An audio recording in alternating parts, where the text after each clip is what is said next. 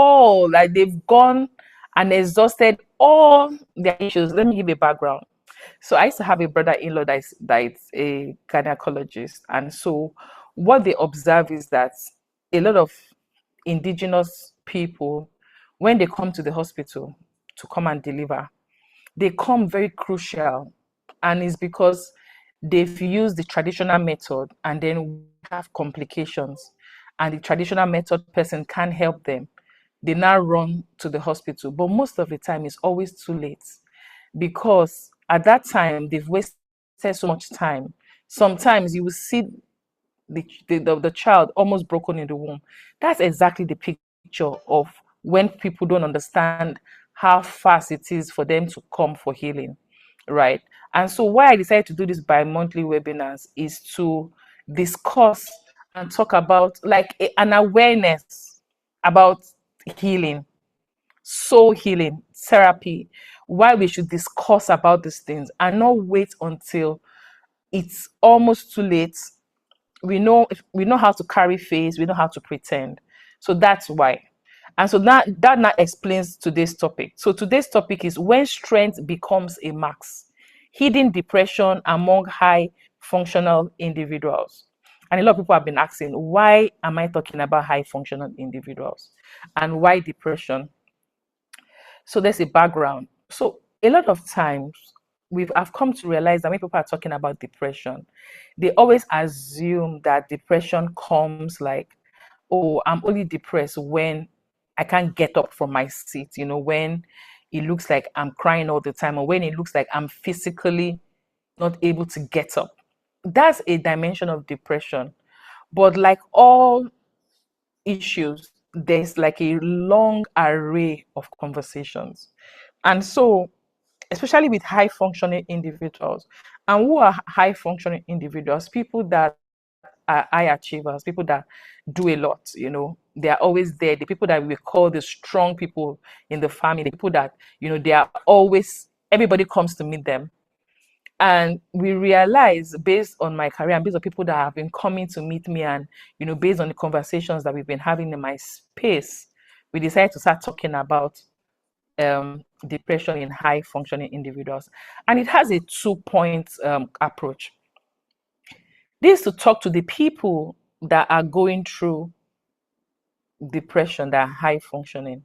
This also to talk to the friends and the families of those that are high functional and don't know how to help them.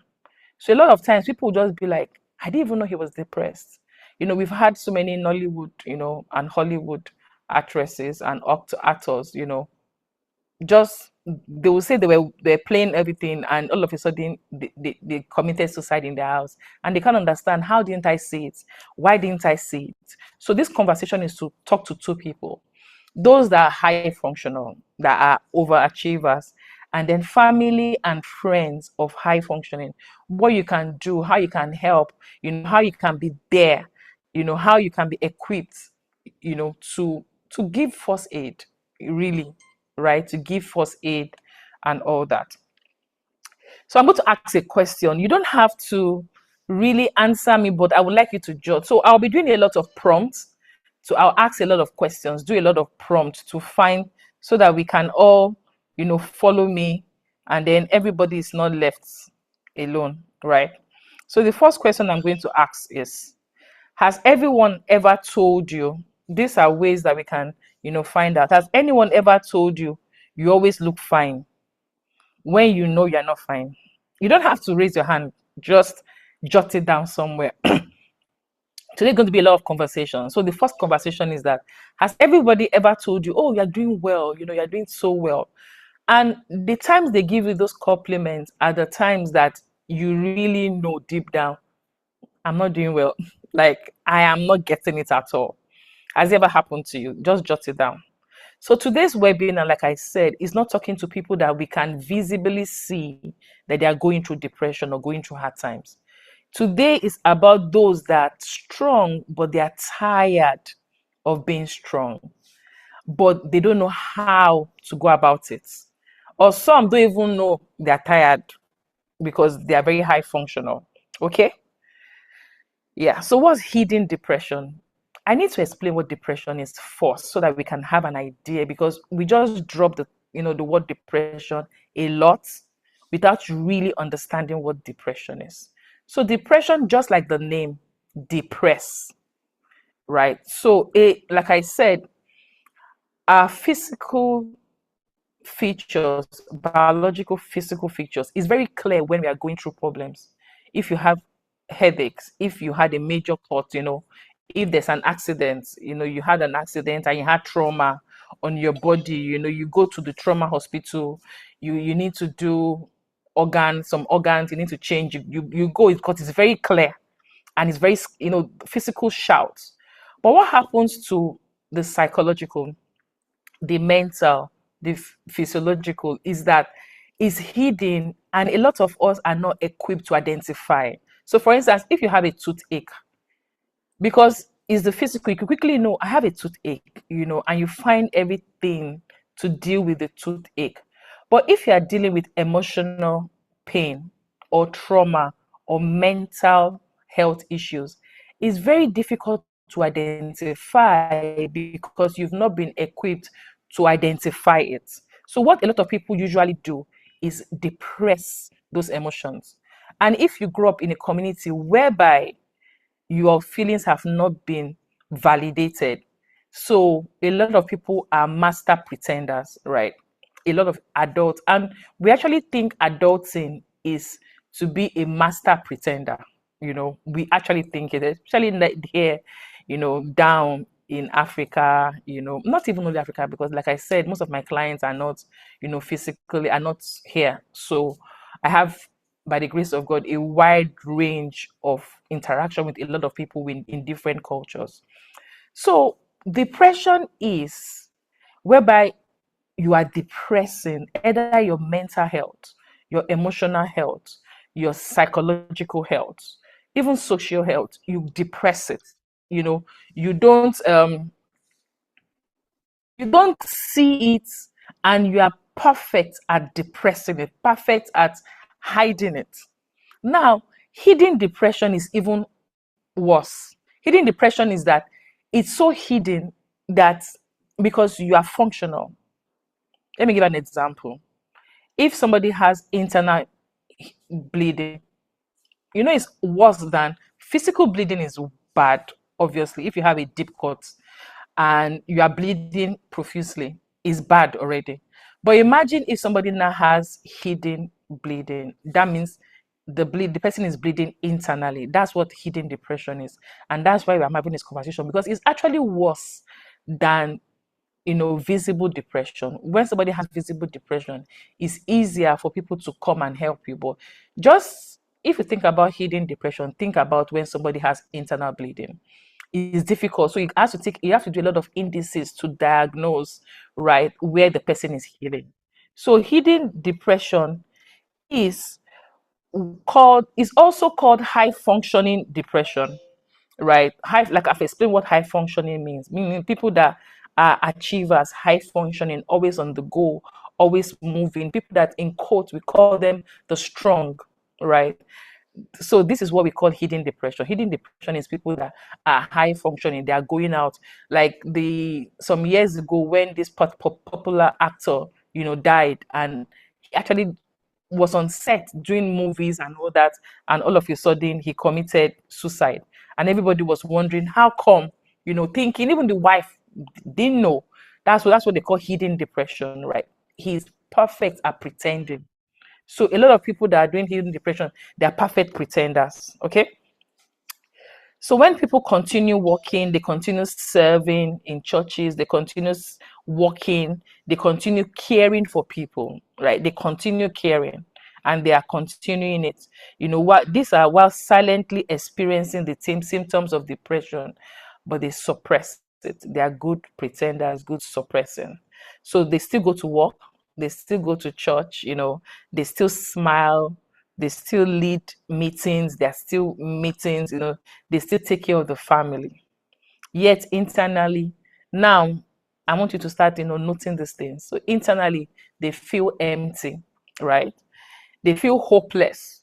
Sometimes we think hopelessness is is a good thing, but hopelessness is a sign of depression, because the way our mind is function and the way God lights up our mind, you should be able to see at all times light at the end of the tunnel. But if you're in a situation and you feel that that's the end, there's no door, just pause and ask yourself why you feel that. So emptiness, hopelessness, emotionally numb. A lot of people are emotionally numb. Let's come back to Nigeria. A lot of people are emotionally numb. Let me ask you a question in Nigeria. You'll be going on the how many of us react now when they say somebody died in an accident? What do? We ask how many. And if it's one, we say thank God it's one person. That's emotional. That's a very bad way, but we've numbed, we are going somewhere, and then we hear issues of kidnapping, we hear issues of so many things, and we can still move with life, we can still function highly. We should start asking ourselves those questions, right? Because that's a very not a right way to live, but we've numbed ourselves emotionally. So a lot of people know how to react emotionally because they've learned how to numb it. I'm not saying overreact, but understand your emotions and see it. I'm going to go there, onto that, but I'm just listing that. And then when you are constantly exhausted, you've slept, you are exhausted. You've rested, you are exhausted, right? And the only way you can charge yourself up is maybe you take coffee, maybe you get one addictive thing to do, right? You can't rest in your mind. And the other question I'm going to ask you guys is that, has your mind ever been quiet? Answer me.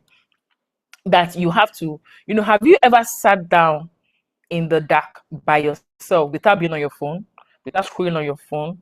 Has your mind ever been quiet? Have you ever paused to hear your thoughts? Do you know who you are? Like, do you know who you are? Do you know the thoughts running in your mind? I'm just going to give us a bit of time. You could drop your comments in the session. So like I said, it's therapy. So I'm going to be dropping some of the therapy questions I'll be asking you. So one therapy question is that, have you ever heard your self conversation in your mind? Do you know how you are? Do you know yourself? Like, when you are quiet, do you hear your voice? Do you know if you are critical, if you are cynical, if you are judgmental? Do you know that? Have you ever heard yourself? These are deep questions because this is how you know yourself. Sometimes a lot of us know ourselves by what people tell us. And so people will ask you, oh, why are you like this? I'm like this because that's what people, said I am. No. So a lot of people don't know themselves. A lot of people have not, embraced who they are, right? So that's one question that I'm going to ask. Sorry, somebody just distracted me. So I'm going to drop a quote so that you guys can hear. Just listen. While you're thinking about that, listen to this. There is hope even when the brain tells you there isn't. Pause on that. Like, there is hope even when your brain tells you that there's no hope. Even when your brain says there's no way. There is a way. And there's always a way. Mental pain is less dramatic than physical pain, but it is more common and hard to bear. Right? And a lot of us think the opposite. We think that when we have a traumatic experience and we think we have an emotional thing happening to us, we actually think that I can move on because we are used to pretending, right? I can move on, I can go, I can push. And then people will be hailing you and be telling you, you're very strong, you're very strong, how strong you are. That's it. The person is pushing you into malfunction. It's actually okay when something happens to you, you pause. Just like it's okay when you're having a bad toothache, you go to the hospital. Just like it's okay when you have a deep cut, you go to the hospital. also is okay when a very traumatic thing happened to you that impacted your emotions, your mental health. You seek for help and you talk about it and you discuss it, right? Almost everything will work again if you unplug it for a few minutes, including you. Like everything will work again if you can just learn how to unplug it and start again. Okay. So almost everything will do that. Almost everything will do that. So what I'm going to do is that as I'm having these conversations with us, please, you could drop your comments. I'll look at it, and answer it along the way. And I'm going to open up very soon when we can all have conversations, right? So drop your comments if you can, when you can, how you want it to be. So the psychology of the marks. From a behavioral perspective, high functioning individuals often develop what psychological people call compensatory coping mechanism. And I'm going to ask all of us a question. What coping mechanism we've developed? A lot of people don't know that what the way they are living is actually a coping mechanism. They've deviated very far from who they really are, and all they've been doing is coping. And again, it seems like that's what we should do. But no, no, we shouldn't cope. We should thrive. We should live. We should enjoy our lives, right? But it seems like we've been taught that you have to cope. But what happens with coping is that it impacts your health. It impacts you because that's not the normal way you should function. You've found another way to live, right? And a lot of times when you want to heal, you have to go back. Let's give an example. You have a bad tooth. I don't know, I'm talking about tooth, but let's go on. You have a bad tooth, and then the pain has been so long. What you will not do is that you start eating with this side. What will not happen is because the tooth is not this, the mouth is not designed to have all pressure on one side. So what will not happen is that this side that is the only good side will not be weakened. Then you will not have two bad sides. Then you not have to go to the hospital. But the proper thing to have done is when you start developing the pain to quickly go and address it before it becomes, something that you have to deal with. The same thing with mental health. You've been coping, you find a way to live. That's what high functioning is.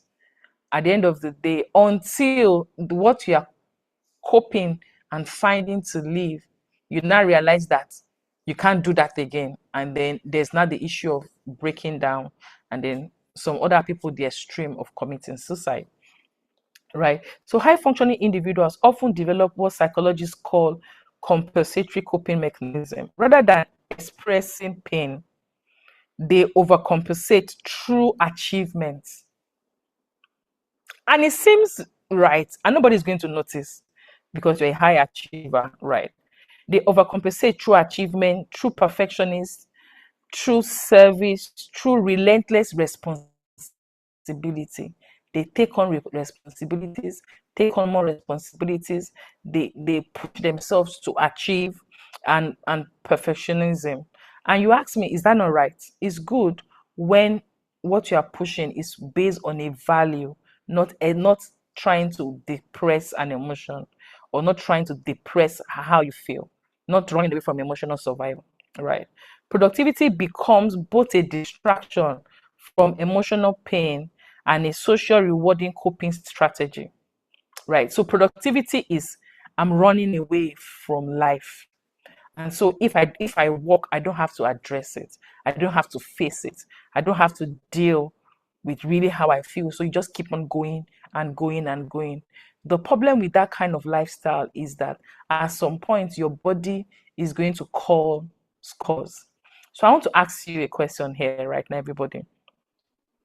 Just I'm asking so many questions, and I hope we cannot answer it. Even if you can answer it now, and I'll give time for us to answer it. What has your strength cost you? Just write it down. What if you don't even want to write it? Just ask yourself, what has this strength? What has it cost me? Can you count the cost? There's a very amazing, my best author in life, which is Jesus Christ, right? He said something. He said, who is the person that goes on a journey, on a project, and doesn't sit down to count the costs, right? So if you are going on a journey of your high achieving, fine. You have to count the cost of what has your high achieving cost you. And then you will now compare, is it worth it?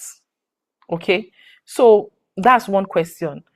What has your strength cost you?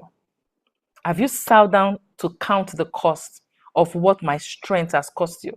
Just like, the amazing author that I was quoting, Christ. He said, who goes on a journey and doesn't sit down to count the cost of the journey? Right. So think about that while we are going. I'm throwing up so many questions because the truth is that before I came, I knew I was going to teach about this topic, but there are so many angles I could have this conversation in it.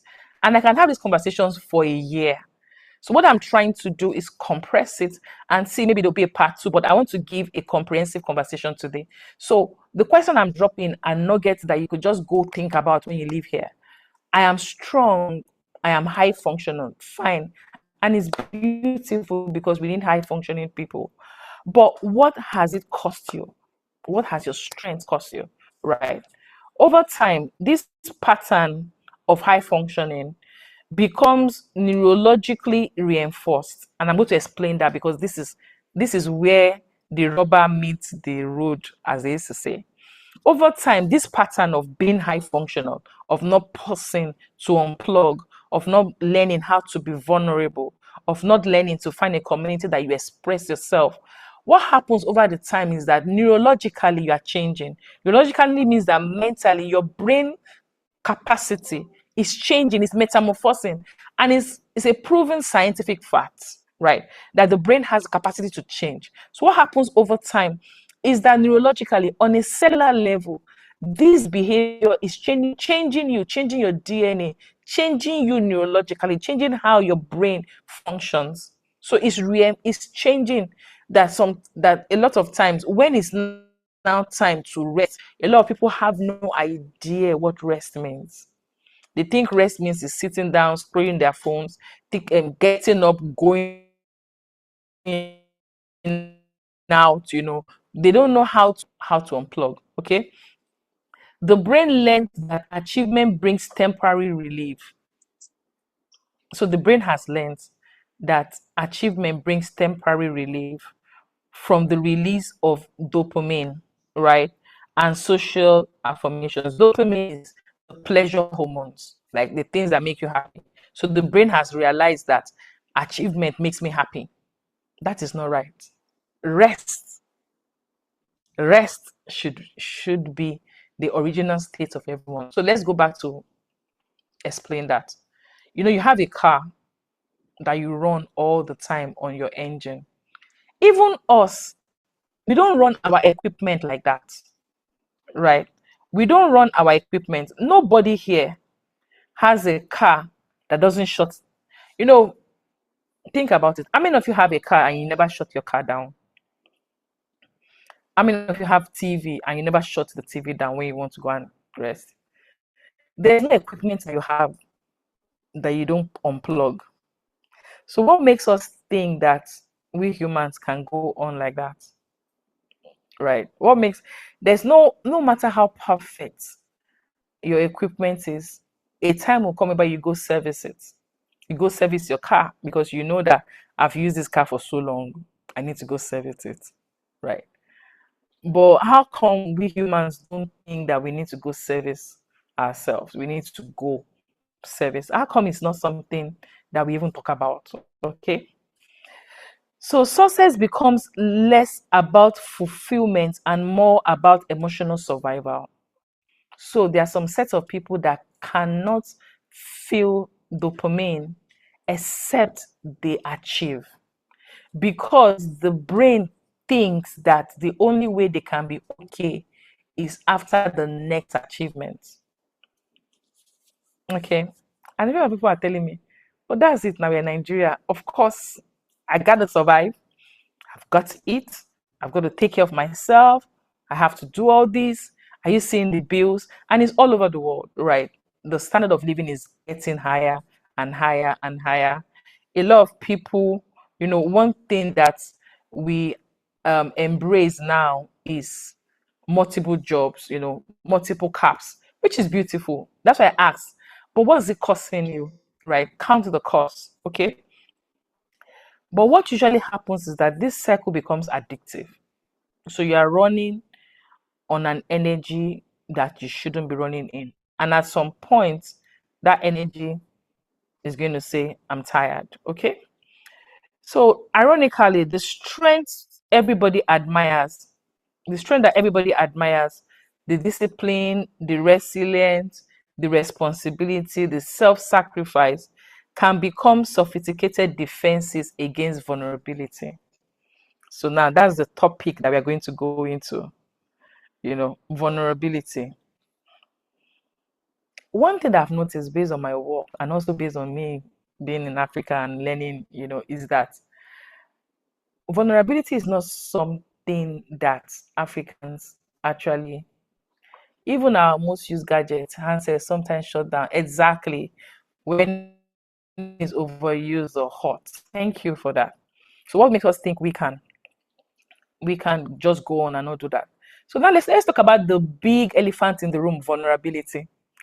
One thing with high functioning individuals is that is like their kryptonite.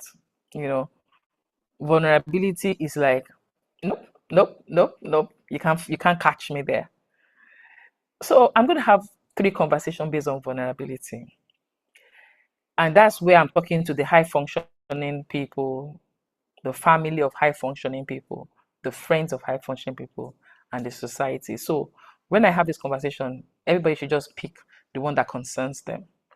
So for a high functioning person, what happens is that they really want to say that they need help. They really want to. But what has happened is that they always drop cues to us. This is family members of high functioning people now. But we don't pick it up because they're bringing results. They're bringing results. And so when they drop the cues of they need help, they test people that their minds are high functioning, that they test you with vulnerability. They just pick small words and see if you can carry their weight, right? And if they see that you can't carry their weight, they just go on to become high functional and realize that they can't.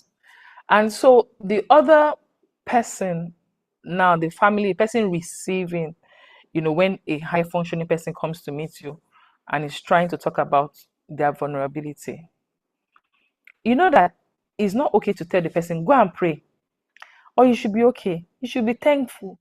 Are you not thankful? Right? You should be thankful now that you have all this.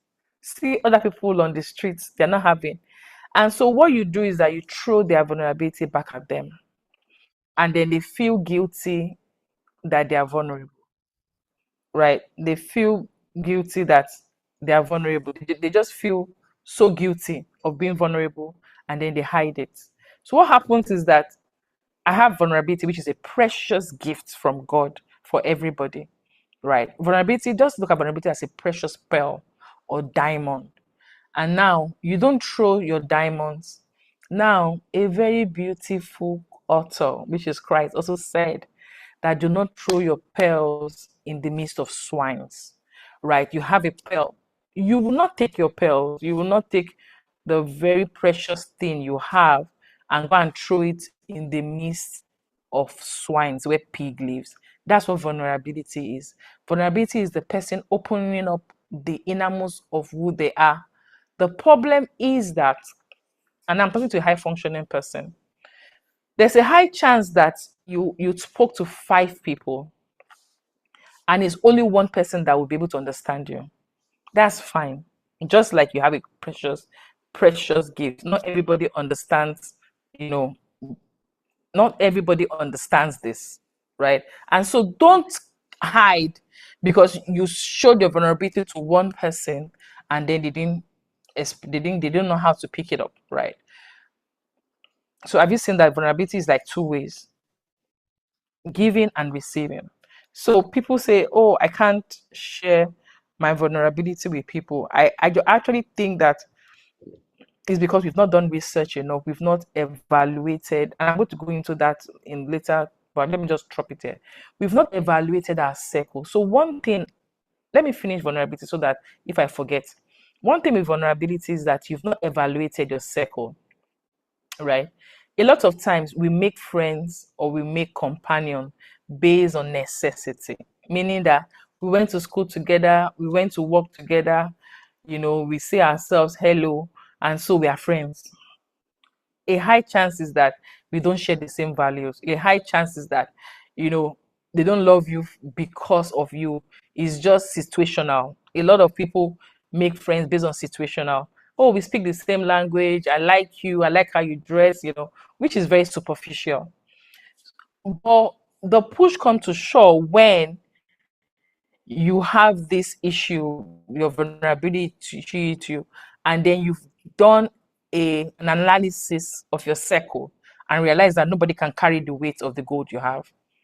So one thing with high functioning individuals that I always advise is that do an inventory of your circle. It's called the circle of influence. The people that influence you, the people that I talked about, do an inventory of them. I mean, inventory of their strengths and their values is very important. And so, based on if you do an inventory of that, it's easier to know the person you can pour your heart to, because it's not everybody you should even pour your heart to, right? It's not everybody. Just like, let me give another example. There's an accident victim on the road and he had a huge trauma, which is trauma on the head, trauma on the hand.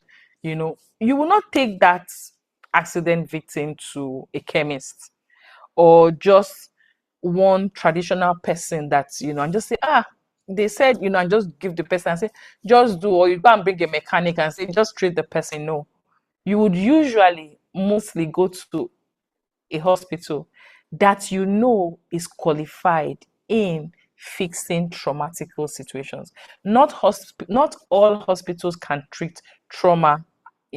That's why they call some hospital trauma hospitals, right? So some hospitals is just to treat the normal medical simple issues, and they refer. Do you get? So the same thing with emotional health, mental health. It's not everybody that we should, dump our mental health issues with, because we've not also learned how to go meet professionals. So we just drop it on everybody and they wound us much more. Okay, so let's move on that. Please, if you have any questions, I'm willing to drop in. So why do we miss it? Now I'm talking to families of high functioning individuals. Why do we miss when people are going through?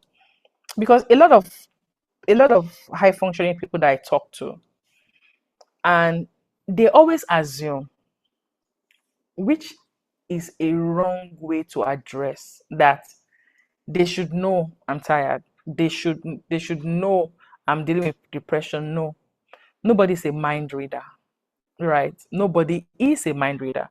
You should learn how to communicate how you feel.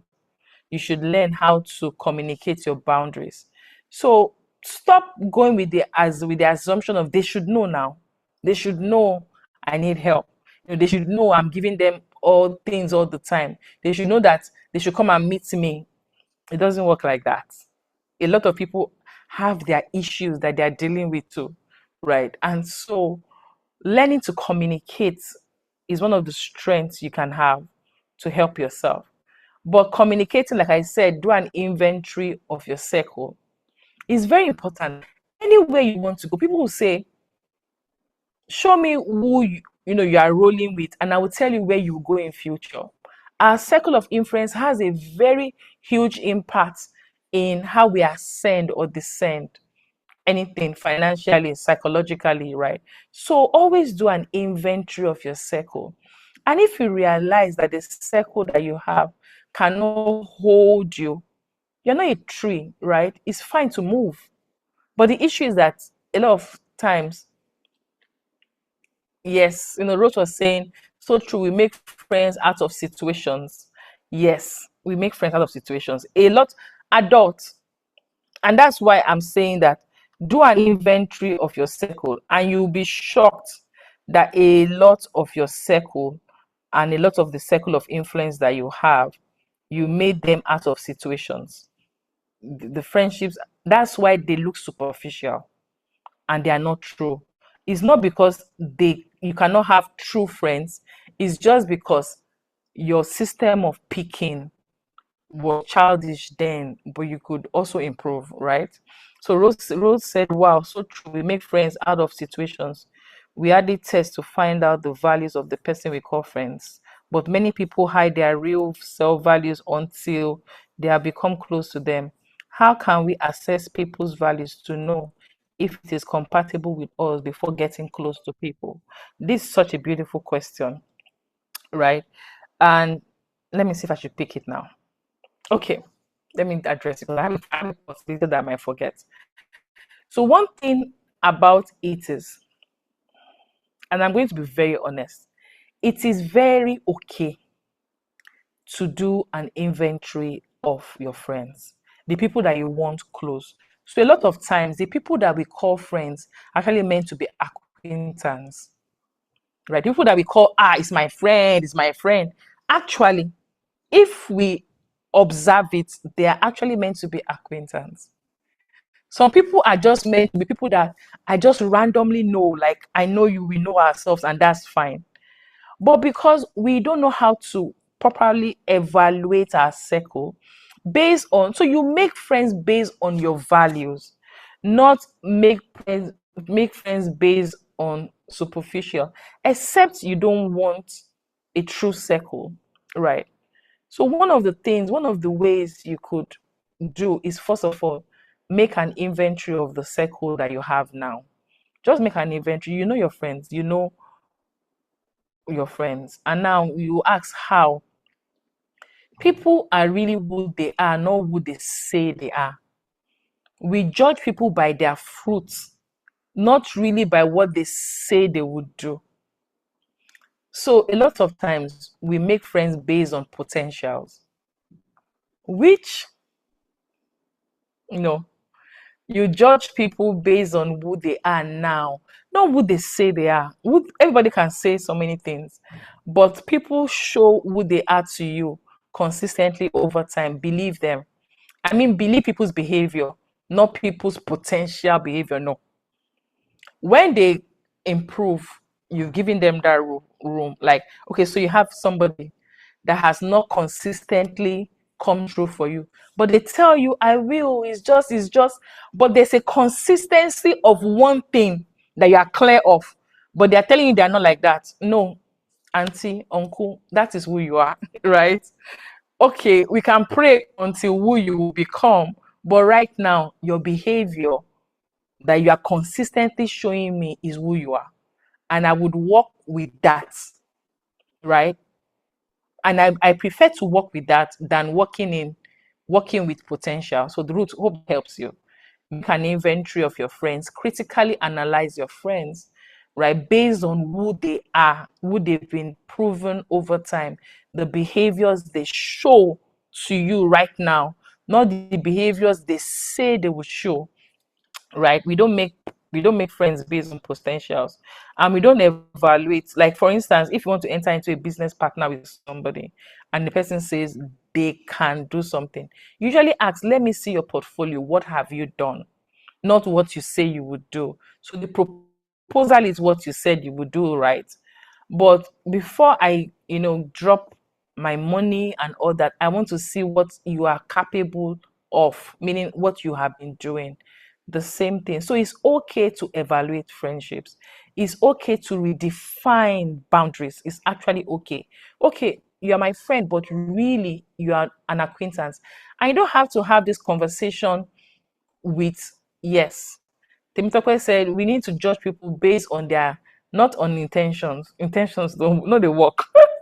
Because me too, I get intention. Oh. One of my intention is to build aeroplane and build. I'm not an engineer. That's my intention. So I can be telling you, I never build plane, right? So we don't do that with intentions. People show you who they are, believe them. Believe their actions, not believe what they will say. People's actions are the true test of their character. And it's not a one off. A lot of times people repeatedly do something.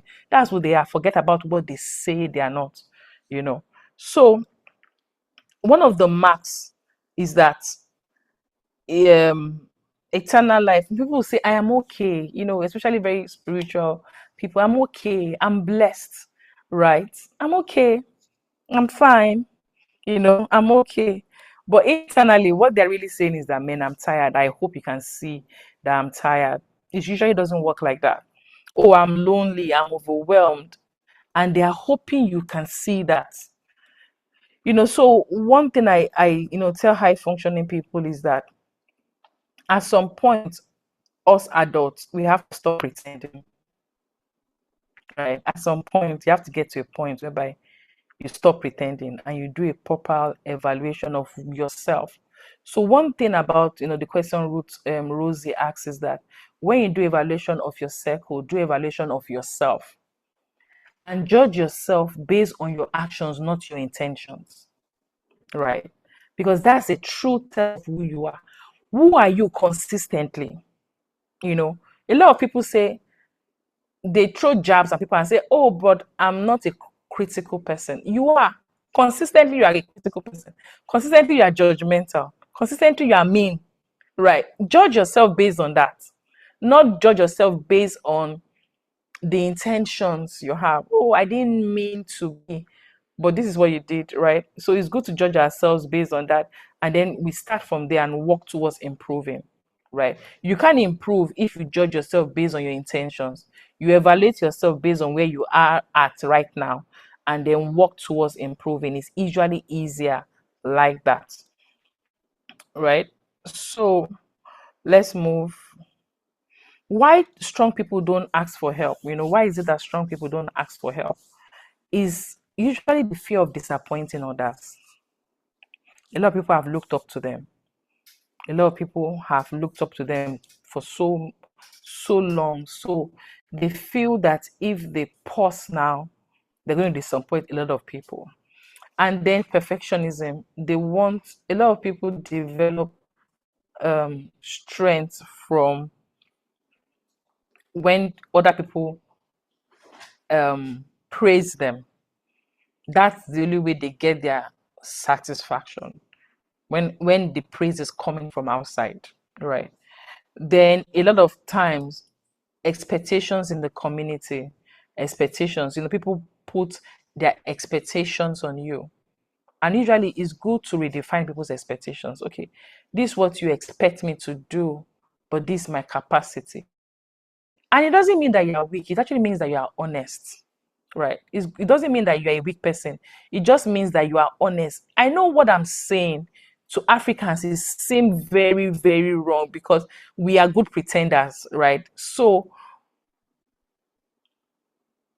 yes, so we are good pretenders. A lot of times we are good pretenders, and so it's difficult to come up and tell somebody, do you know this is your expectation of me, but this is what I can do. That's one thing that we can help to heal ourselves. This is what you expect me to do for you. And it's okay if they feel disappointed in you. Everybody will be okay. It's okay if people are disappointed in you. It's fine. It's really actually fine. Right? Is at some point they will get to understand you, especially if you're not doing it from a bad place. If you're realizing that, okay, this is what you expect me to do, but this is really the capacity that I have. Okay. Then there's professional identity. Right now, the cost of living and expectations is very high. And so people will wear a lot of caps. A lot of people want to do so many things, to improve and get better. So that is also an issue. Then shame. Shame is one thing that some people would rather die than experience shame. And it's not like shame, it's just like people being disappointed in you, right? Some people would rather not experience that because their emotional health cannot handle it. And that's not right. It's not right that you cannot handle people being disappointed with you. I'm and now I'm dropping things that are heavy, but I hope when we leave here we go and think about it, right? And before I go, there's this book, my book. There's a whole chapter on dealing with shame, right? There's a whole chapter on that, how to deal with shame, like real critical ways to deal with shame. Because at some point, people will be disappointed with you, especially when you are reevaluating, improving, and doing things. People will be disappointed with you. And you need to evaluate, you know, if that matters. Then people saying that you are always helping everybody, you are always the helper, you are always, the one doing everything for people. So it's almost like, how can I tell them that I'm not the strong one again? Because them telling me I'm strong, I'm strong, I'm strong is the dopamine that I use to, ginger myself and hold myself down. So a lot of high functioning people really can't deal with people realizing that they are not as strong as they claim they are. That's why I said you have to evaluate and ask yourself, what has your strength cost you? Right? What has it cost you? And number two, do you want to continue like that? And number three, it's okay if people get disappointed in you because you can't deliver today. A lot of times people will be okay. People would actually be okay. I'm looking for a better way to say it that is nicer. But the truth about healing and emotional health is that it's usually honesty beyond bruising. For instance, let me give an example. If you go to meet, oh, thank you. If you've go to meet, um, you've experienced trauma. For instance, you've experienced trauma, and then you've healed, and you go to meet a trauma doctor. They are going to make sure that you use that bad leg, and they don't care how you feel because they know that it's not about how you feel. It's really about your health. Okay, so at some point, we should be okay with that. Okay, so some myths that we have is that Africans can't get depressed because we dance, especially now in Nigeria. They'll say we are not depressed, we dance, we jump. Like I said before, a lot of people, high functioning people, use social experience as a way of emotional coping, neurological coping skills. It doesn't mean that they are okay. It's just that they are good pretenders, and a lot of Africans are, right. Um, Trying to go on. So the cost of wearing the mask, what happens is that you get burnt out. Your health speaks about it. And the usual thing is, and before I forget, high functioning people, by the time they get depressed, they are shocked by themselves because they didn't see it coming, right? And so it's difficult and it's usually critical when they usually come over for healing is at the critical stage, and then we need to really do a lot of faith to get healed. So when a high functioning person reach that point that is now visible depression, they are shocked, and their health is telling on the health. Right? We've seen a lot of people that they this high functioning thing, this I am strong, I don't tell people what's going on with me. What happens usually is that by the time the body reaches I'm not doing again, everybody's shocked, right? And so this is a way of reminding us, can we come back, can we have conversations with ourselves, can we love ourselves much more, can we really really love ourselves much more? Physical illness, isolation, a lot of times they lose contact with themselves. They are who they are and how their body has developed a coping mechanism is very far from each other. And they look back and they can't find the person they are now. They really can't find it. Another example is, instead of crying, irritability. So those in Lagos, they can put their hands up and they are driving in traffic, right? You understand this very well. So a lot of people, especially if you're living in a city, irritation seems like a badge of honor, whereas it's a sign of something deeper, you know, traffic rage, rage everywhere, rage everywhere. These are deeper signs that there's something happening to us in our community, right? We work very well in a disorganized society, and we give ourselves the badge of honor that we can walk like I'm rugged and all that. We should start asking ourselves those questions. What is it costing us? What is living in this dysfunction really costing us? We should be asking ourselves those things. It looks like we are working, we are functional, but these things have a cost on changing who we are, neurologically and psychologically.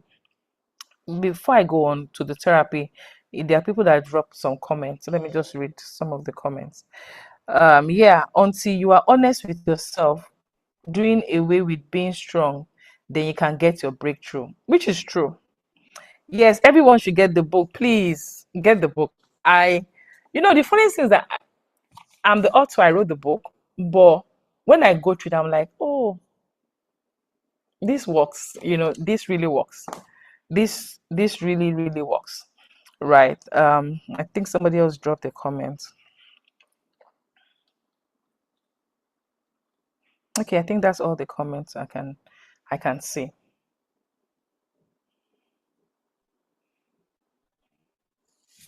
So solution, I've said so many things. Now it's almost like, okay, is this how we should be? Is this the end? What's the solution, right?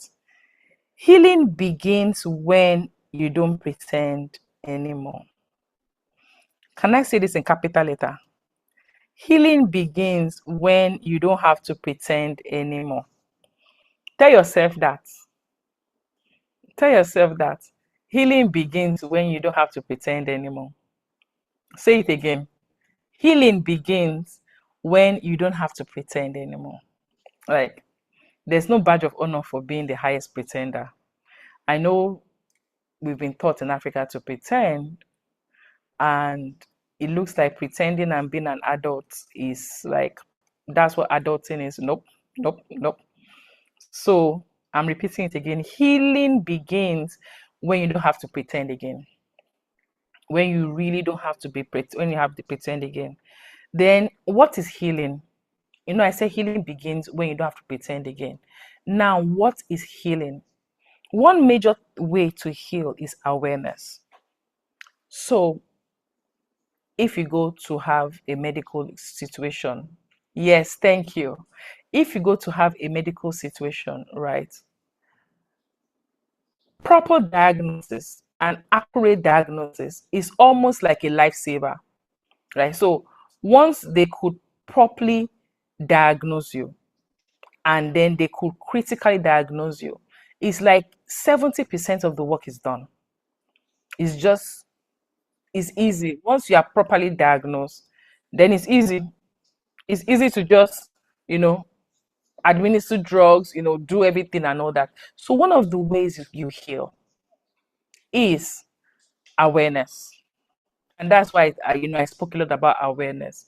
Being aware of really, really, really being aware of what am I dealing with, right? Being aware of what you are dealing with. So I was trying to let somebody come in. So healing begins when you have to be aware. Awareness takes a long thing. So let me give an example. If somebody comes to meet me for therapy, I'll tell the person, I need 1 month. And that 1 month is clarity session. Because a lot of times when you come to meet me, we deal with symptoms. So somebody, people, is when you see the symptom. Let me give an example. You have malaria and then how do you know you have malaria? You're shivering. But shivering could, when you're shivering, it could be an array of things that could cause shivering or headache. There's an array of situations that could cause headache, right? And so what happens? A proper doctor will go and carry a test and won't heal you until they've done, you know, proper tests and proper evaluation. And that's when they will heal you. The same thing with therapy, right? The same thing with therapy, awareness, being aware. I'm saying these things. Why I'm pausing and saying these things, like I'm not repeating them, but I'm saying it so that you can hear, because the more I repeat it, the more it's getting into your ear. So now, how do you get aware? You do awareness. There's this song by Michael Jackson. They said, "I'm speaking to the man in the mirror." Look at yourself and ask yourself, am I okay? Number one. How am I not okay? Number two. How long have I not been okay? Number three. How long have I been a pretender? Number four. Right. Do I have the right community around me to help me? Number five. That's awareness. So you have to like critically make an evaluation of you, your situation, and your environment. Awareness. Number two, acceptance. Acceptance, go back to what I said, that do not base yourself based on your intentions. Base yourself based on the evidence you have now, not your intentions. You cannot heal based on intentions. You cannot do anything based on intentions. You have to have a critical analysis and a honest analysis of where you are at here right now at point time T, not where you want to be. Okay, it's from where you are, you move to where you want to be. Okay, so awareness, healing, I'm explaining what healing is in terms of um mental health, emotional health. Healing in the hospital will be take your wound, address the wound, open it up. That's also awareness. How deep is the wound? How deep is the wound? Did the wound hit some critical organs and all that? It's still, one thing about healing is that it depends on where you apply it, but it's a universal principle of the process of healing. Okay. And so connection means that you have to connect with the people around you. And that's why I spoke about vulnerability. Okay. One thing about humans is that we are relational beings. Human being is not a lonely journey. You cannot do life lonely. No matter how much you convince yourself that, do you know what, I will just let people go. People have shown me shege. Somebody was defining shege and she said shege is when shege is shege. I don't know how to define shege, but people must have jabbed you, jabbed you, jabbed you. But the interesting thing is that it's still people that will heal you. Okay. So if people have been mean to you, if you pray to God, God will not drop from heaven to heal you. He will still send people to you. So it's still humans that you're going to interact with. Okay, so you cannot say, I don't want to deal with humans. No, the humans you've been dealing with had healing to go through. But the humans that would heal you too are the humans that have healed that will share their healing with you. So you cannot say, I don't want to deal with humans. Human beings are not this thing. I don't want to have friends. I don't want to. You cannot do that. You have to learn connection, because no matter what you need, it's a human being that will bring it to you. Okay, so you have to develop connection.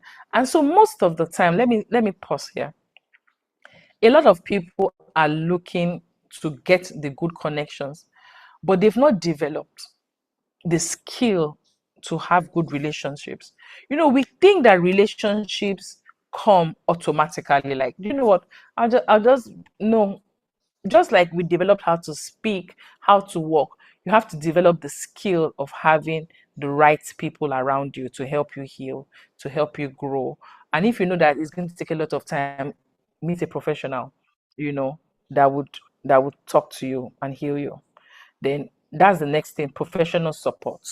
a lot of times before you could go into connection, you need a professional support to help you. Then, like I said, I'm a Christian therapist. Your faith and your belief, yes, shege are acts of kindness towards others. Thank you for defining that. Your faith and your belief in God is very important in healing. And let's piggyback on that, because this is one of the very important truths. Humans, we didn't just drop on earth. Somebody created us, right? And the person that created us has a blueprint of how we should live. It just makes sense that if you want to heal, you go meet the person that created you, that has the blueprint of how you want to heal. For instance, you have a car. There was a time our car was having issues. We had a Toyota. Nobody understood it. We had to take it to Toyota office, until they did a very detailed analysis why they produced the car, they made the car. So the same thing with healing.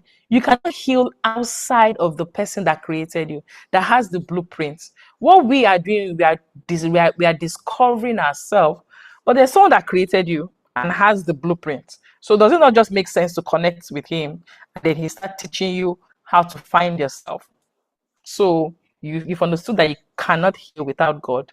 No matter how we try to redefine it, you can't. You can't. And then developing healthy habits. Okay? Developing healthy habits. And that comes from awareness. So I have something which is the code of healing. If you are believers, if you're a believer, but I'm going to share it. The code for healing. There's something that they say is the code for healing, and it's in Isaiah 61. Isaiah 61. It said, the Spirit of the Lord is upon me, because the Lord has anointed me to preach good tidings. This was Isaiah prophesying, but the interesting thing is that Jesus Christ came and said that this prophecy was about him. So he said, the Spirit of the Lord is upon me, because the Lord has anointed me to preach the good tidings to the meek, and he that has sent me to bind the brokenhearted. So that's why I said that you have to go. Because Jesus Christ, God understood that we will go through heartbreaks. Like heartbreak, they call it breakfast. Human beings and breakfast is like 5 and 6. Nah, because humans will human. That's it. But and so he said he has called us to bind the brokenhearted, to proclaim liberty to the captive. There was something I didn't explain in the first, because I was trying to rush. Everything I explained with hidden depression is called in science psychological prison. And that's why I came to this verse, right? It's in science, in psychology, we call it psychological prison. Being in a maze of your brain not understanding how to live, and constantly going like in a maze. It's a prison. It's called psychological prison. And so the Bible says it has come to declare liberty. That means freedom from prison, from the psychological prison of mental health, right? The opening of the prison to them that are bound, to proclaim the acceptable year of the Lord and all that. That's why I brought that Isaiah 61.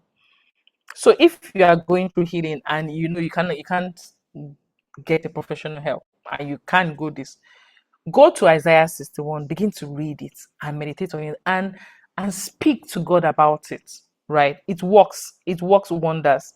And let him begin to show you how to live again, how to move again. So before I go on, because I wanted to go to practical steps, before I go on, I just want us to ask questions. If you want to ask questions, then I go to, because I still have the therapy to go, and I'm also looking at the time. That's why I've been rushing. But let's go on. And thank you for those that have been having conversations. Do you have any questions you want to ask me, or anything you need clarification, or there's something I said and you think that I'm a liar, that thing is not true, Bumi? This is just psychological jargons. Let's have those conversations. Healing begins when you don't have to. I'm reading the comments. When you don't have to pretend anymore. Healing begins when I don't have to pretend anymore. Thank you. Shege are acts of unkindness towards others, exactly. And a lot of times humans, they show ourselves all this shege, humans are humaning. So can we go on into that? Before I drop, ask some therapy questions. Hands up, please have conversations. What what are the things I said that you feel you you can't connect to? Like, this thing doesn't make sense, or something that you need help for and I have not addressed it.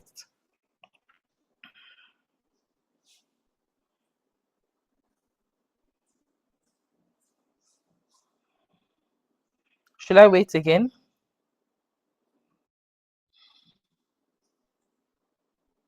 Okay, so I'm going to share my screen now to self-assessment. Hope this question means that I'm hitting the nail, or it just looks like this girl just they come they make us talk. Okay, so I want us to ask this question. Can you see the screen? Can you guys see the screen? Okay. How often do I smile when I'm hurting? Just jot it down. How often do you smile when you are hurting?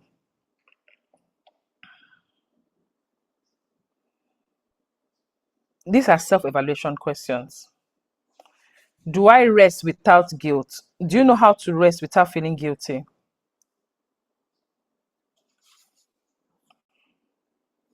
When last did I cry and I didn't feel ashamed of it? For me, it took me a while to know how to cry. I didn't know how to cry.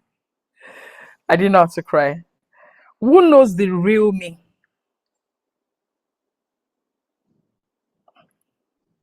Are you answering yourself those questions? You could just screenshot this. Who knows the real you?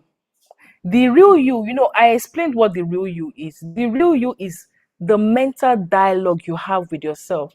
That mental dialogue that you push aside, that nobody should see, the irritation that you just feel, it's not right for me to show it. The real you, who knows that real you? Who knows the internal struggle you're struggling with? Like, who can attest to the fact that who knows the internal struggle? Who knows the real you? Have you ever had a conversation with even yourself first, right? With what you are struggling with, the internal battles, the mental talk, the mental self talk, the way you talk to yourself in your mind, the mental struggles you are going through. Have you talked to yourself about it? Then does somebody else in your circle know the real you? And now, don't tell me that, hey, it's only God that I pray to. Yes, but God is going to send you somebody to hold your hand through this journey. Okay, what emotions am I hiding? What emotions am I hiding that I can't bring this emotion out? Like, I can't.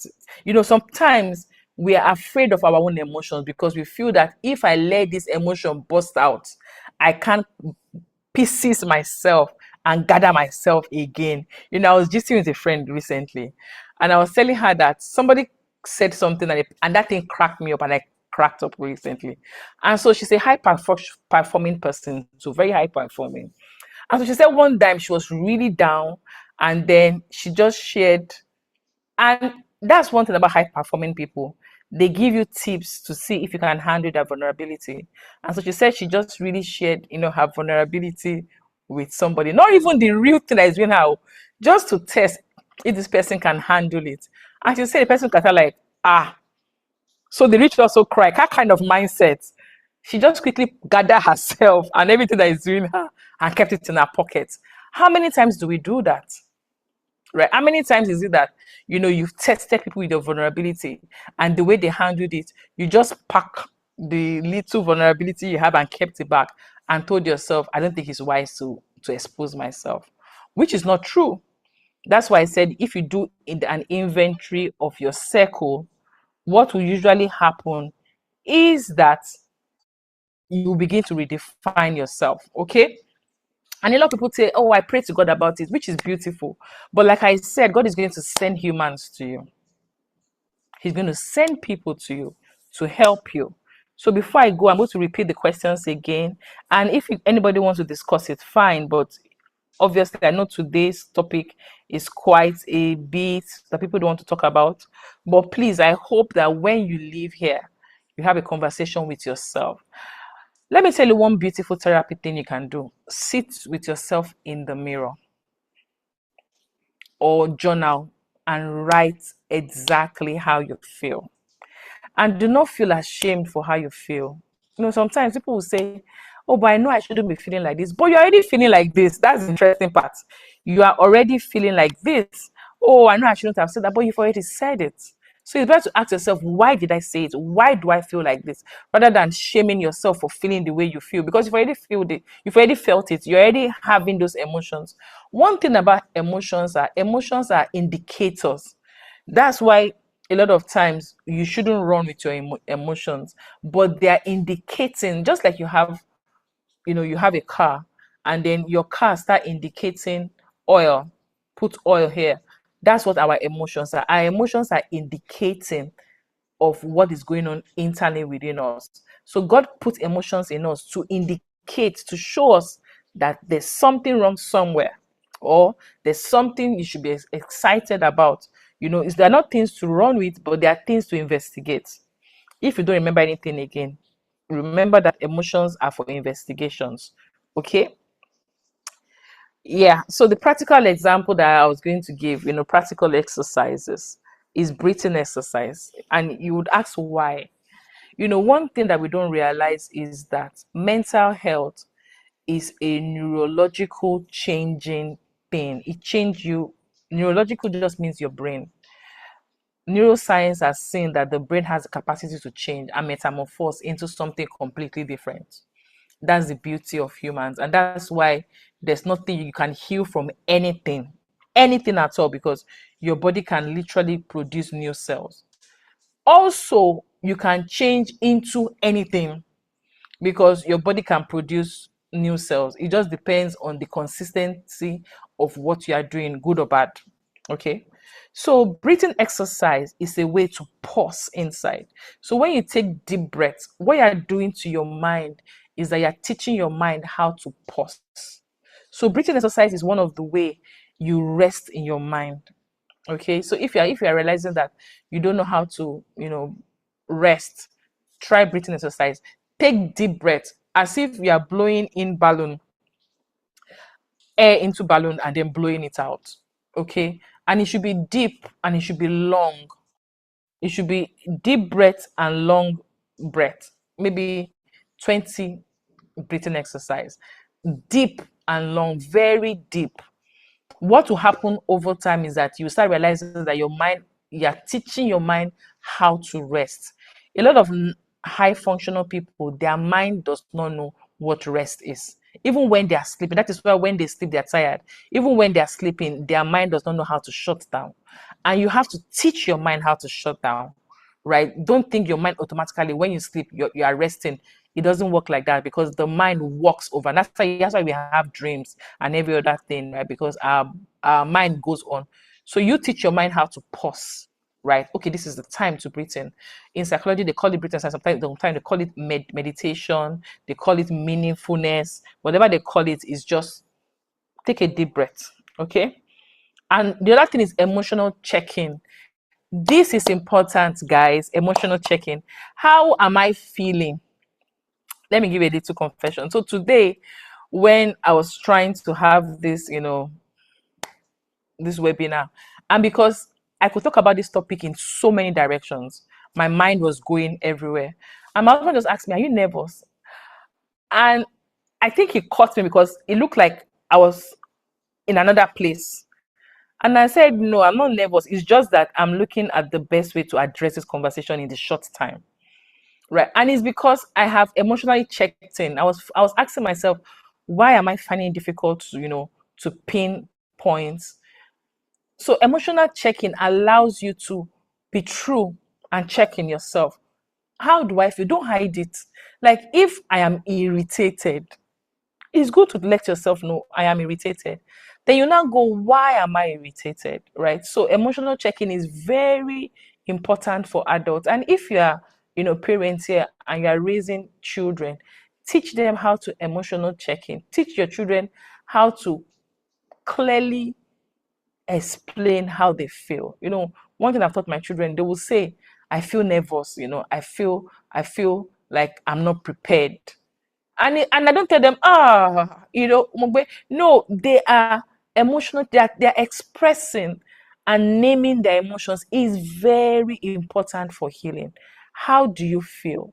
When you go to the hospital and you can't express to the doctor how you feel, he really can help you. So emotional checking is very important. Number two, write. And I'm going to put by write. If you can't write, then people say, oh, I can't write. Do a voice note and speak to yourself. It is very, very, very important. This thing that I'm saying, and now I'm speaking to Africans, so it looks like I'm saying a white man's thing, but it's a lie. These are healing, and it's not prerogative. It's not the white people's prerogative. These are healing tips. These are how you heal emotionally. I'm teaching emotional healing. You cannot go through emotional healing and not at least do 3 or 4 of this. So number 4, today, before you sleep, ask yourself, today, how do I feel? Before you lay yourself to sleep, ask yourself, today, how do I feel? What have I done today? Do an inventory of your day. And if you're someone that prays, pray that with God. How you feel. Like, do not assume that God is ashamed of how you feel, or God should know I feel like this. And so, no, like, one of the ways that we can communicate and get healing is adequate communication, and clarity of communication is very important for healing. Clarity of communication. How do you feel? So I feel like this because, okay, this is what I need. Now this goes for a lot of people. They can't articulately explain what they need. What do you need? Just anything. No. Clarity is very important. Okay. um Clarity is very important. Very, very, very, very, very, very, very, very, very important. Hope people are screenshotting this, because you will need it. You will really need it if you want. So affirmations, hope. One thing about high functioning people that I need to explain is that hope is a currency that we humans need. Right? Hope. There's nothing that is hopeless. So one thing about hope is that hope tells you that there's light at the end of the tunnel. But although somebody said something that was very funny on social media, and the person said, what if it's band B? What if it's band D? If you're not in Nigeria, you understand that joke. So band D means that in Nigeria now, our power is on different band, and band A is the one that you get the high frequency of power. And so they told someone that there's light at the end of the tunnel. And she said, what if it is band D that is there? Meaning that band D is that you have less light. That's a joke. But really, hope, you have to believe in hope. You have to be, one of the books I like, which is the Bible, say you have to be a prisoner of hope. You really have to believe in hope and be a prisoner of hope. The second thing is that you are not as weak as you think you are. The thing about high functional individuals is that they don't tell everybody that they are struggling, but they know they are struggling. Okay, you are not broken, you just need to get better, right? And you can get better. I defined neurological ways that the brain has the capacity to heal, and so that means that you can come back from anything that came at you. You really can. That's why I use the word hope. You have to just hope and believe, and healing is possible. For a very strong person, healing is extremely possible. Strength isn't pretending, guys. Strength is not pretending. Oh, I know Africans, we are pretenders, but strength is not that. Strength is allowing yourself to heal. So one of the ways you are actually a strong person is that you know when to heal. You know when to unplug, right? And really unplug. And you really know when to say that you need help. Okay, strength is actually saying that you need help. And you also know how to find the right people to, express your help to. So before I go, I'm still asking, does anybody have any questions to drop? Any comments you want to share before we leave here today? Or the conversation I'm having is a bit too deep?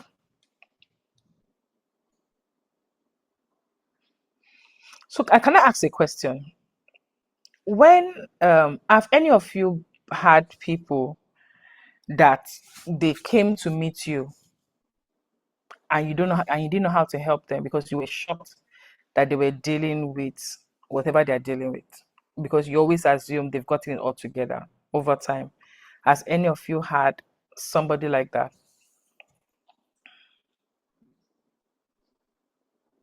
Can we continue with this topic next time, please? Yes, we can. But what area do you want to continue with? Right. So have you guys have anybody, you know, anybody that you feel that they really came to meet you, but you didn't know how to carry that vulnerability, like you just didn't know what to do, or you told them, go and pray, you know, you shouldn't talk like this. Have that ever happened? Yes. So what did you do? What did you do? Can you have a conversation about it? What did you do?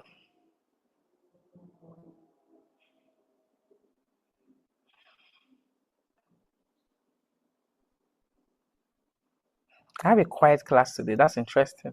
Is it a topic? Is the topic too gbasgbos? Because before conversation they roll. So what happened today? Is it the topic? Is the topic too heavy? No, ma. So Can I say something? yes, please. Okay. Thank you, ma. God bless.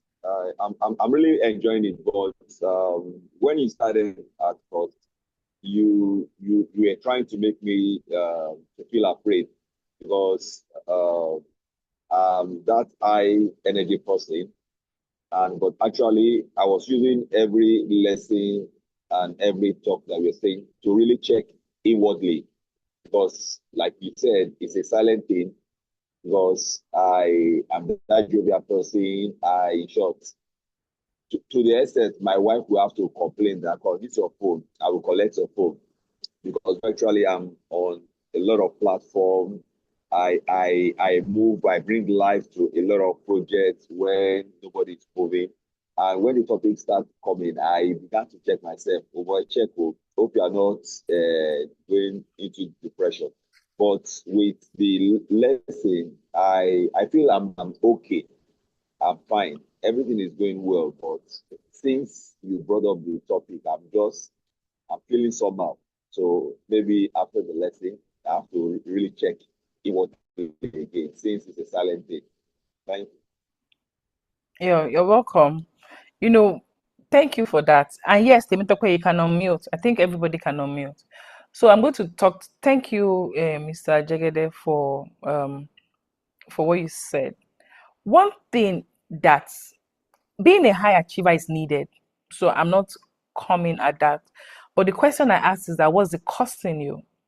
Right? Because you need to achieve, right? But just like I can't tell you that you shouldn't have engine in your car, the car won't move, right? So I'm not saying don't be a high achiever, but I'm just saying that even though you have engine in your car and your car needs to ride, you also, there's also the common sense of servicing the engine when the engine, is tired, and also, pausing.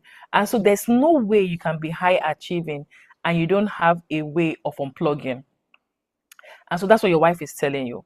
If you are a high achiever, you have to incorporate into your day a time to unplug. That's why I use the example of a car, right?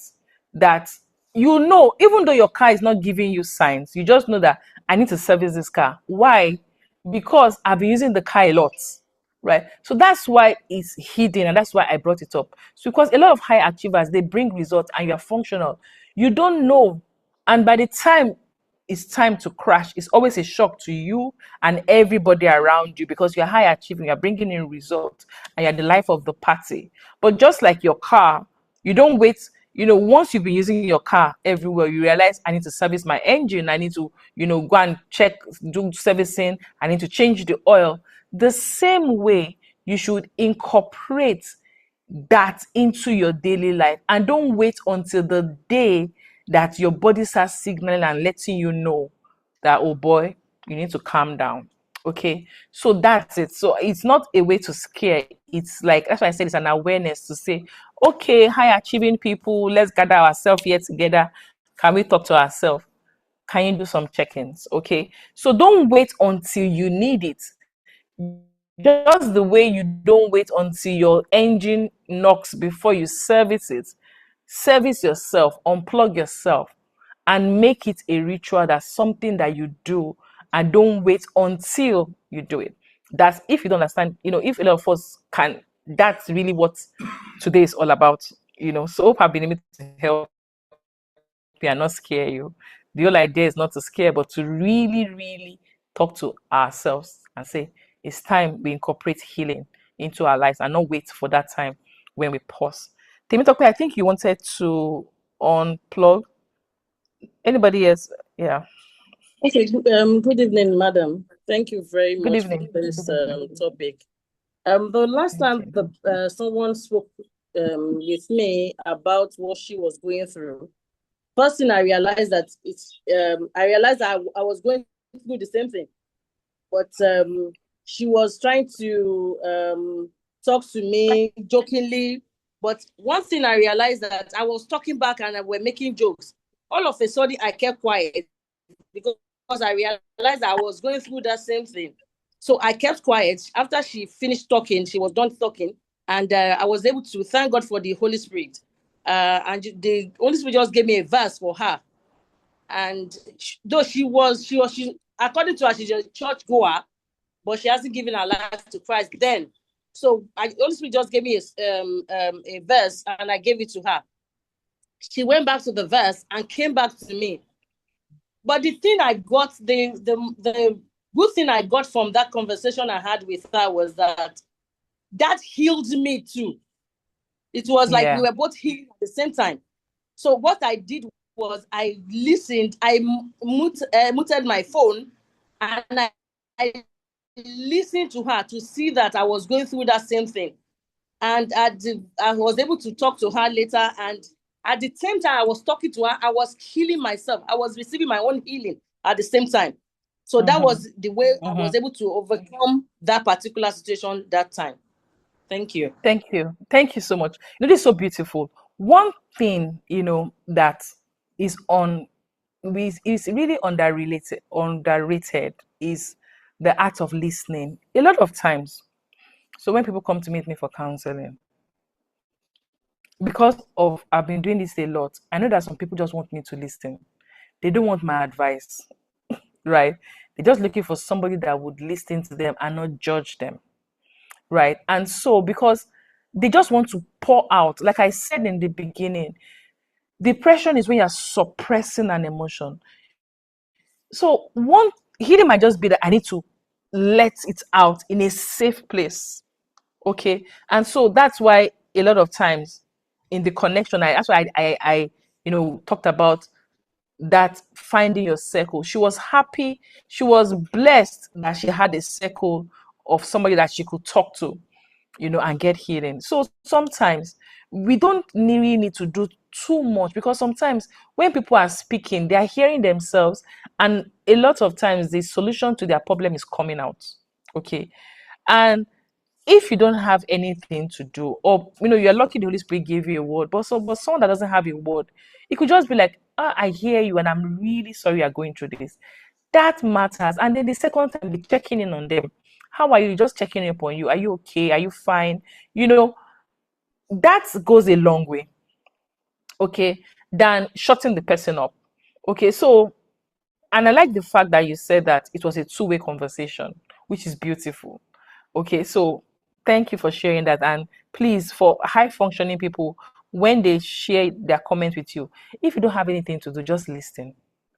Just listen. A lot of times they will figure out their way by themselves just by when they speak. Okay.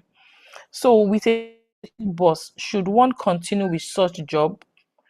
Uses the person, okay, that means the boss uses divide and rule system with staff, and most times water her superior officer before the subordinate, which such that they are monitoring and giving her feedback. Also, she makes the subordinate control activities of the leader. This becomes like a toxic joke. Furthermore, she always breaks the leader before the followers at every meeting. She's just coping, but how long will she continue? You know, one thing about being in a toxic environment is that we cannot underestimate the impact that a toxic environment have on our neurological and our mental health. Okay, so this is definitely a toxic situation, and obviously you are with your boss, so there's a limit to how you can advise the person. Okay, so what would be my advice? My advice would be, a lot of time, that's why I spoke about hope in the beginning. A lot of times we feel that we are stuck in a place, but that's not true.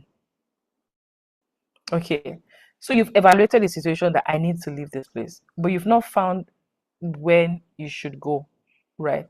So the mere fact that this is a temporary situation and it's not a hopeless situation is another healing already, meaning that I'm in this place, I'm actively looking for how to transition out of this place, but I'm going to find a way to heal out of this place. Okay. And that is almost like perfect. Okay. Because I can't tell you to leave because you've not found another job. Okay. But you must find means, you must develop a means to leave.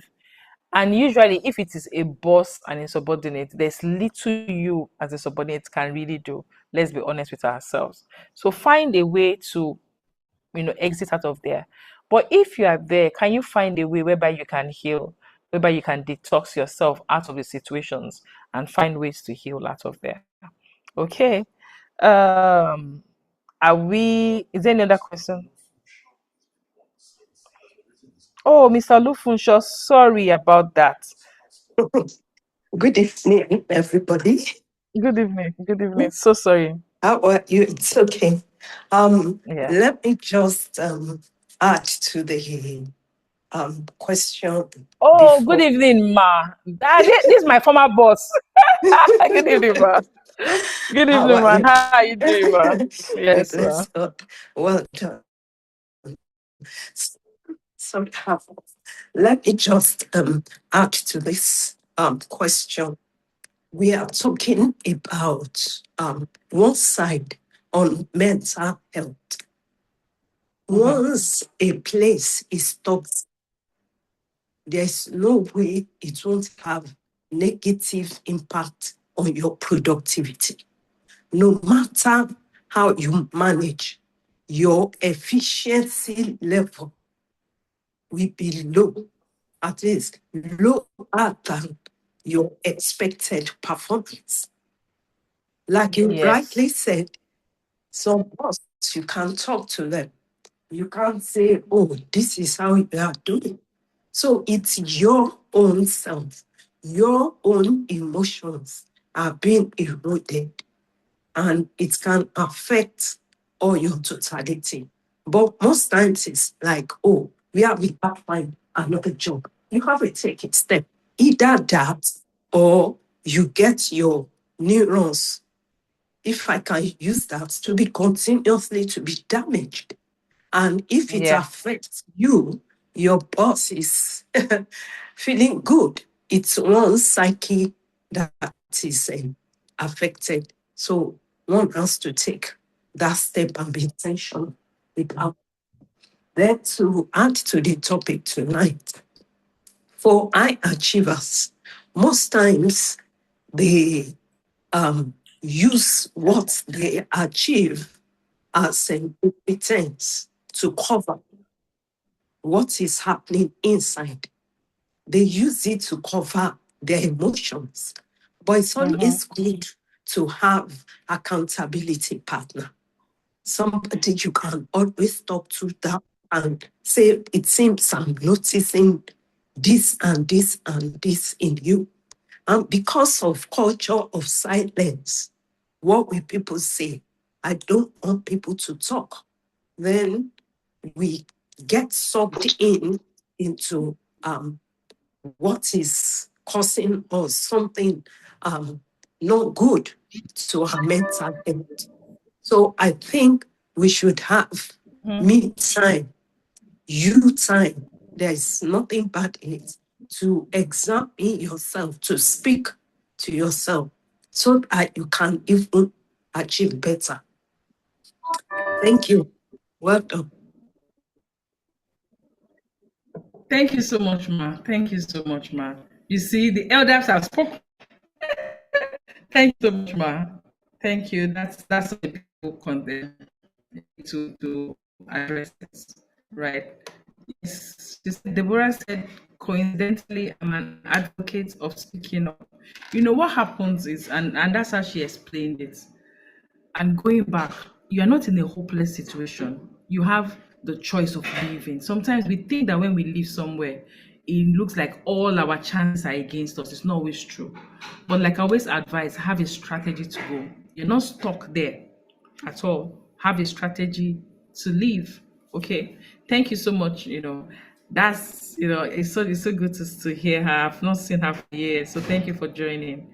I really appreciate that. And those are good bosses. So you see my boss here or my former boss is here. So that's an amazing thing for me. So how do we go? I'm done, but I'm just opening it up for people to have one more conversation.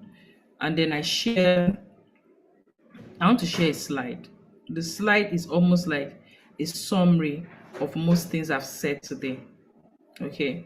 This is a summary of most things I've said today. I hope you guys can all see the screen. So most things that I've said today, this is the slide. Healing for high functioning individuals often involves recognizing that productivity is not the measure of personal growth. That's what, Mommy Wasonye just said. It's not been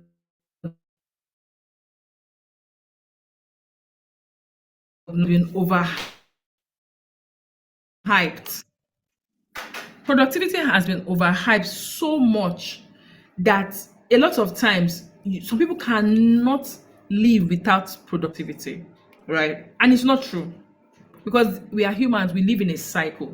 There are times whereby there's no productivity, and you should be okay with that. You really should be okay with that. If you are not okay with that, then there's a problem. If you always have to be on the go, there's a problem. Identifying that perfectionism thinking and replacing it with healthy habits. So it didn't just show. So identify the perfectionism, and then replace it with healthy habits. Building emotionally safe relationships. Mommy just said that again. You cannot heal fully without not having a circle of healing. She called it accountability partner. I said connection partners. You cannot, because human beings, we are relational beings. The problem is that we've just not, done good inventory of the people around us, and so we could not share our vulnerability with them. And then we just assume that, okay, I can do life alone. You really can't do life alone, and you shouldn't if you've been doing it. So building emotionally safe relationships where honesty is welcomed, right? At some point, you have to stop pretending. So building safe relationships whereby pretend is not really part of your culture there, right? Seeking professional help when needed. That's why I gave the example of, at some point you could self-medicate, which is fine. But at some point you should know that I can't self-medicate again. I need help. And it's okay to seek professional help. It's really okay. We have people that are adequately equipped to handle your emotional, psychological issues, right? And it's okay. Just find the right people that you could meet. Developing rhythms of rest rather than living a perpetual performance. That's why I was speaking to Mr. Jegede. Your body shouldn't tell you to rest before you rest, right? Developing rest in your schedule, right? Just like I gave the example of your car. Your engine doesn't have to knock before you know how to replace the engine, right? Developing rest, like it's something that just like how you eat, develop rest, develop ways to unplug and recharge. Very, very important. Should not be over, taken away from. Practicing emotional awareness, like I've said, and I explained emotional awareness for those that were in the beginning, right? So practicing it through reflection, journaling, or therapy. Then engaging in complementary spiritual practices, like I explained why you should do that. There's a God that created you, a human. He has the blueprint for your life, whether you accept it or not, right? He created you, he has the blueprint. It just makes sense to go and meet him to show you what the blueprint for your life is. And he has it and he wants to show you, right? Rather than constant activity. Learning that receiving care is as spiritual significant as giving it. So a lot of times we pride ourselves in giving help. I've been there, done that, all that. But as important as giving is also very, very important to be a receiver, right? And so the pendulum should not be proved only on one side. And so I hope with these few points of mine, I'm able to ring the bell. So today is ringing the bell, and really ringing the bell of high achievers, and really ringing the bell and say, can we pause? Can we look inward? And I hope I've been able to do that today. Okay. So thank you everyone for joining. If you want a repeat of this, of today, I will post it, I will upload it on YouTube and you could share it. And this book is the book I wrote. It's called The Science of the Healed Soul. Like, we have people in the comments that have said you should get it. Get it.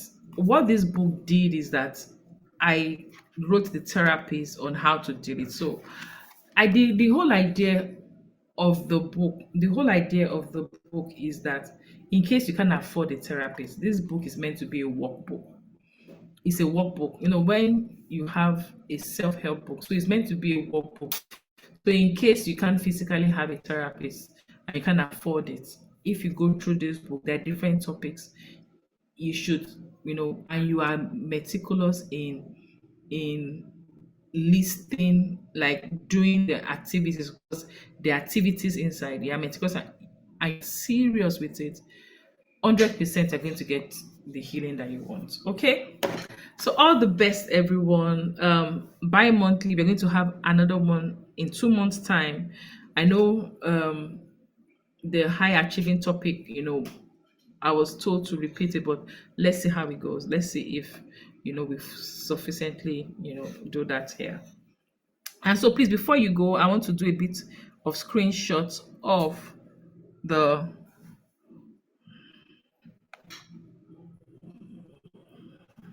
yes. So thank you everyone for joining. I've done the screenshots. Thank you everyone for joining. Have a lovely night. God bless you. Yes, the recording will be shared on my YouTube channel, and I'll share it just like the way I disturb all of you to join. The recording will be shared to the same way. Okay. Thank you so much. Thank you. Thank you for joining. Thank you.